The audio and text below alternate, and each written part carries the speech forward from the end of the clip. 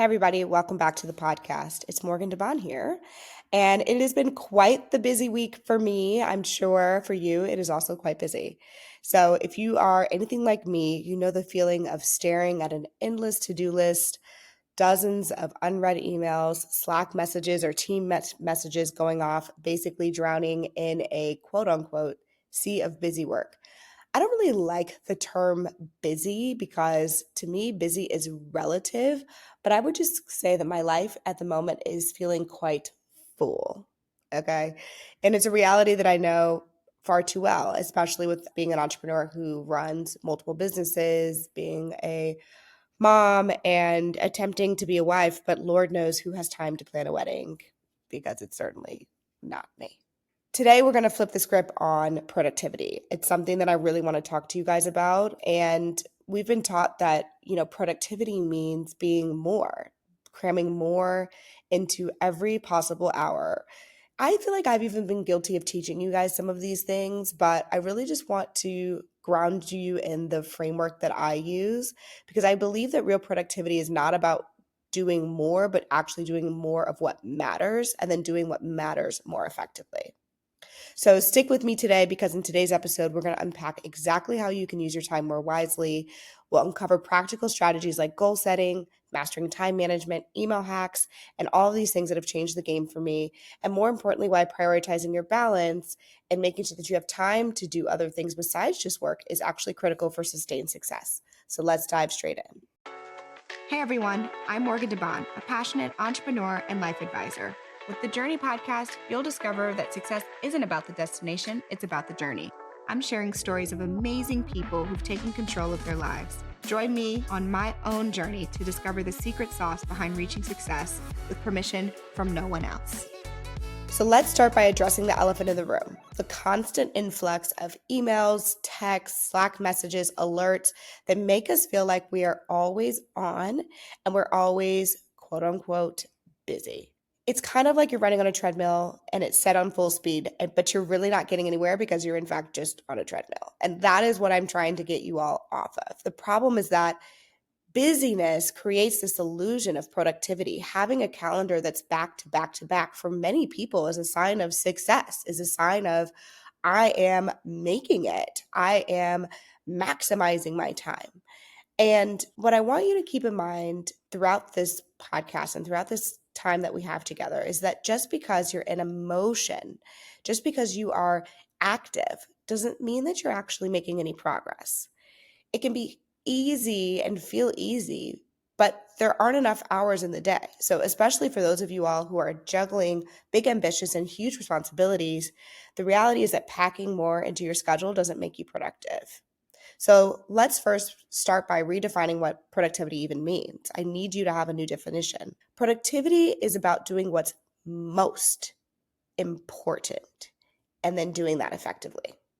It's about being laser focused on your core goals and maximizing your impact in those areas. I want you to imagine shifting your mindset from how much can I get done today to what are the top 3 things that will move the needle forward and how do I focus on those? That small shift, if you change nothing else, will change everything for you. So, how do we actually make this shift in your life? Okay, so let's break down the how. And I want to talk about some of the time management strategies that have worked wonders for me and that I share often in my WorkSmart community, which if you're not a part of WorkSmart, make sure you join. It's on all of my links. We have a monthly call where every month we go through live examples. I do a teaching and then also I answer any questions that you have. So if you've been like, you're my mentor in my head, you're coaching me in my head, I'm like, I don't need to be in your head. I could be with you in real life. Just join. Okay. So the first thing is getting a clear goal. And your goal is not in like the traditional sense of a goal. I mean, really a priority. Like, what is the thing that must get done? What is your intended outcome? So every morning, I want you to just take a few moments to get clear on what you actually need to get done and accomplish. And some people are old school, they want to write it down. I just meditated at this point in my morning. Like, I literally just like wake up, close my eyes, and I say, okay, like, what are the things that like must get done today? And what are the things that must get done this week? And for me, it's specific. It can be really simple. So, for example, when I was starting Blavity, some of the things that were like, we have to get 100,000 monthly unique visitors today. We have to send out 10 emails to new clients today, right? Like some of them were very, very tactical. It wasn't always this big, like, oh, I need to make $1 million this week or $1 million this month. Those are, kind of like bullshit goals, guys. Like, what is the work that has to be done to make the $1 million? Okay, well, I have to have website traffic. I have to have clients. And to get clients, I have to do outreach. I don't know these people. I have to get meetings. So ignore your goal for a second and break down the actual priority of the actions that need to happen. And then start to create a daily schedule. That's step 2. So create a daily schedule that is a structured daily schedule that's not about having literally every minute mapped out, but creating space for the work that needs to get done. And I want you to schedule your high priority task in the morning or when you're the most productive. So part of your schedule and is this self-awareness of when are you the most productive. So for me, I'm a morning person. I know that those first like 4 hours, I can get a lot of work done. And by 2 or 3 o'clock, I'm kind of over it. Like I need a break. I need to do something else. But it's highly unlikely that my best work is going to happen at 2 or 3 o'clock. I might schedule meetings during that time where I'm just talking to people. But if I'm like working on a business strategy, updated plan for Afrotech, doing performance reviews, if I'm doing any sort of like mindful, deep work that's mentally a load for me, it's got to happen in the morning or it's not going to happen at all. And everyone around me knows this. So the people who work closely with me know that if you don't have something in my inbox by the night, then I'm not gonna like read it in the middle of the day. Like that's just not a thing. So if you need something from me, you need to send it to me in the night so that it's in my inbox by the morning, by the time I wake up, and that's when it's gonna get done. Vice versa, my chief of staff, Kate, she's a night owl. So I know for Kate, hitting her up in the morning and expecting a response or asking her to do something, expecting her to do it in the middle of the day, like that's not a thing. Like it would be better off before she signs off. Kate and I actually have a debrief at the end of the day. So at the end of the day, when I'm like, I'm over it, I'm done, I've done everything that I can today, it's time for family time, it's time for rest. Kate and I have like a debrief for the last 30 minutes of my day because of the time zone. That's about 4:30 my time, but that's only 2:30 her time. So then she gets to take a break, do whatever she needs to do in her personal life, but then she'll get back online in the evening and she'll jam it out. So if you looked at her calendar, you'd be like, why is this girl going to Pilates in the middle of the afternoon? Why is she taking her dog to go for a walk at 2 o'clock? And I'm like, please don't manage Kate. Let Kate manage herself. Okay. Because you don't see my girl at 10:30 at night jamming. Okay. And if you have a good work relationship with the people around you, you should be able to create space for people to be their best version of themselves, which means for them to work in their highly productive time. Because what happens when you try to conform to this like really strict 9 to 5 is that you're forcing everybody around you to operate in a world in which they may not be their most productive self. So instead of getting, 8 hours of solid work, you're really only getting 5 or 4, right? However, for me, I'm like, all right, cool. You guys are going to get 8 hours worth of work from me, but it's really going to be like 10 or 12 because I'm only working at times in which I'm more productive. And here's the thing about being excellent. Here's the thing about how I want each and every single one of you listening to this to operate. You don't have to conform to everybody else's rules, you guys. That's literally why I named my book Rewrite Your Rules, okay? Because who says that's how it's got to work? You might have to negotiate with somebody else to set up a system that makes the most sense for you. But if that is a good manager or that's a good company or that's a good organization, then they're going to want you to be the most productive person as well. All right. So these are the kind of things that I want you to start to get more comfortable with, asking for what you need, but that requires self awareness. The next thing that I think is really important is notification management. How many of you listening to this sit here with all of your notifications on? You've got the Apple Watch that's pinging you every 45 seconds. You've got the Slack notifications going in bold every time somebody sends a message in a channel that you don't even need to be in anymore. You've got email pop up notifications, reminders for events that you need to go to. You've got all of these different things constantly notifying you. It's time to stand up. It's time to sit down. You have a meeting in 10 seconds. Your meeting is now. Reminder, reminder, reminder. I need you to turn off all the freaking reminders. Please turn them off. Because here's why. Every single time you have a reminder, you are absorbing a piece of information, a notification. And if you're in the middle of doing something, you are going to look at your phone. You are going to look at your Apple Watch. You are going to be distracted. And that's going to take you out of getting done whatever you're supposed to be getting done in that moment, that you already committed to getting done in that moment. Sometimes that's just a way to procrastinate, right? Like all these reminders, opening your email. Some of y'all open your email so much, you don't even have that many emails, but you're just addicted to opening your email to see if there's anything there. So get control of that. That's going to free up your brain so much more. And there's all different ways. Just Google it. Put it in Google, put it in YouTube, how to turn off all your notifications on your iPhone, on your Apple Watch, on your Instagram. Like literally, I want you to have like a clarity of mind. That's going to help you be able to absorb more of the most important information instead of holding on to all these things that literally don't matter. Like it doesn't matter if you have 17 missed calls. It doesn't matter if your Apple Watch is reminding you that you just got an email notification. Like let all of that stuff go. These tools, these systems, this technology is designed to pull you in. And there are people paid millions and millions of dollars to figure out new ways to keep you locked into their system, to keep you on Slack, to keep you on Salesforce, to keep you on TikTok, to keep you on Instagram, to keep you opening your app. There is somebody whose job is defined by how long can the average user stay on our platform? How long will the average user stay on our site? There are people at Blavity that I say, what is the average session time for somebody on 2190.com? What is the average session time for somebody on our watching the watch time on our videos on YouTube? It is literally our job. So know that you need to work against that behavior because there's a lot of systems and a lot of resources that are designed to pull you away into their universe instead of you staying at the center of yours as the CEO of your life. And last but not least, you guys already know how I feel about this, but you have to delegate. Okay. So I'm going to give you this example in this framework that I use. It's in my book, Rewrite Your Rules, which you need to pre order if you haven't already. Anywhere you buy books, rewrite your rules. Okay. It's called your CEO task and your operating tasks. You make a list of all the things that you have to do in any given week, all of your responsibilities in your personal life, whether that's for your family, for your relationship, for yourself, then your work life as an employee, but then also your work life as somebody who's trying to get to the next level.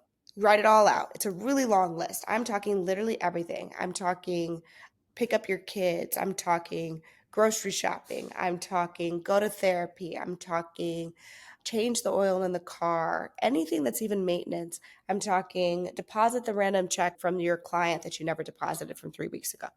All of those things are absolutely important. They need to be on this list. Then you separate the list into two categories, your CEO tasks and your operating tasks.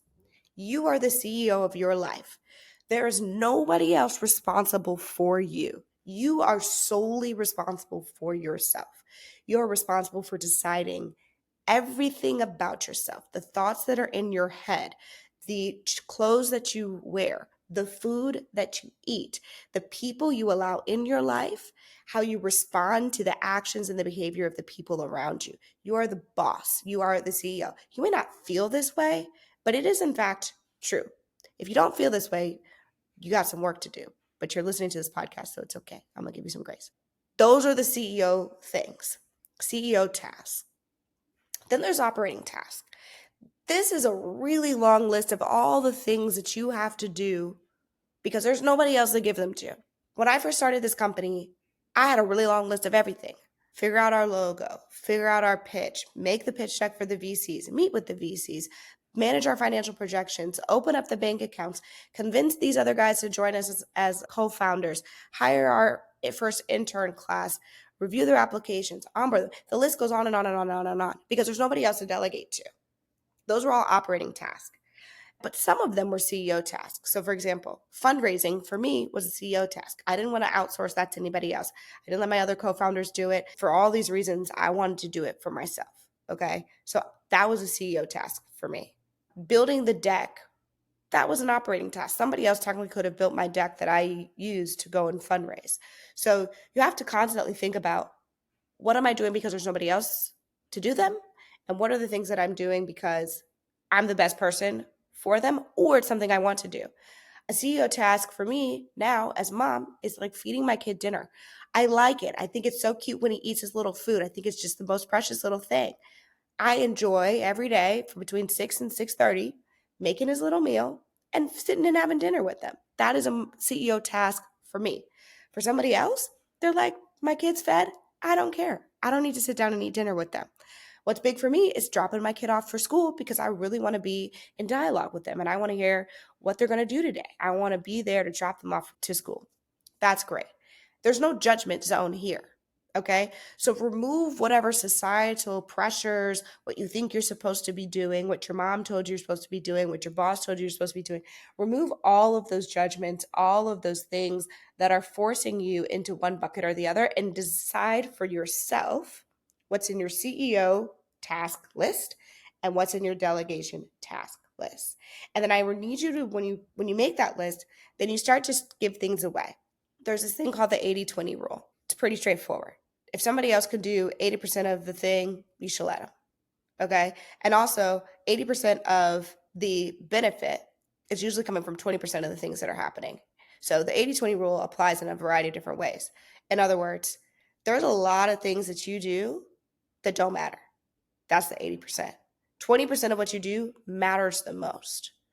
The faster you can identify that 20%, the better. Okay. So for me, I know when I spend more time talking about Blavity, being in front of different people, meeting clients, sitting with them, we make more money. I also know the more time I sit and think and strategize, like I have a very strategic brain. So the more I have time to sit and think and be strategic and solve problems, the better for everybody else around me. I could be in a sauna all day. I could be reading RFPs and responding to them. I could be helping my senior leaders with performance management challenges. I could be doing those things, but there's actually somebody else better at them than me, or it's not a good use of my time. So your CEO task and your operating tasks are constantly going to be evolving. At every level, you've got to redo this exercise. I do this exercise every 6 months because every 6 months, something new is going on. And then you build your team and the people around you, from your partner to your family members, to your neighbors, to your teachers, to your nanny, to your whatever, virtual assistant, and you start to offload these different things. It's a skill that I want you to really practice. And I want you to, in fact, send me an email. Write in the comments. I read everything. You guys know I'm nuts. I read all the reviews. I read all the comments. I read all the emails that you write back. I read all the LinkedIn messages. I may not respond, but I read it. And I want to hear, what are the things that you delegated that you offloaded? Do you have a housekeeper? Are you getting somebody to pick up your laundry? Are you using Instacart to deliver something that you needed from CVS or Target? Did you know that Instacart can literally go to Costco for you?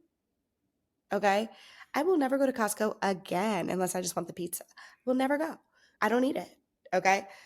I do not need to go in a store unless the store brings me joy, which it doesn't. Some people love stores. They love shopping, discovering new things. I'm not that girl. It's not for me. Therefore, it falls in the operating bucket.